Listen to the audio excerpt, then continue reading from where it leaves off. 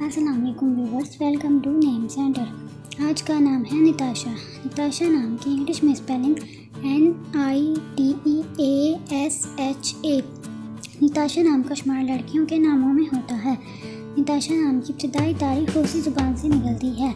निताशा नाम का मतलब खुदा का तोहफ़ा है। निताशा नाम में 5 हरूफ और 1 लफ्ज़ है।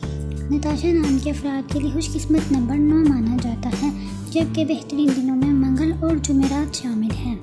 निताशा नाम के अफराद का बुर्ज अकरब और सितारे का नाम मरीख है। निताशा नाम के अफराद के लिए बेहतरीन रंगों में सुर्ख और बनफशी शामिल है, जबकि बेहतरीन फूलों में सूरजमुखी का फूल है। निताशा नाम के अफराद के लिए बेहतरीन पत्थरों में रूबी शामिल है। खुशकिस्मती वाली धातु में इंचों के हिसाब से तांबा और लोहा शामिल है। अपने नाम का मतलब जानने के लिए कमेंट बॉक्स में कमेंट करें, वीडियो को लाइक करें, शेयर करें और चैनल को सब्सक्राइब करना ना भूलें। तो फिर मिलते हैं किसी और वीडियो में, तब तक के लिए अल्लाह हाफिज़।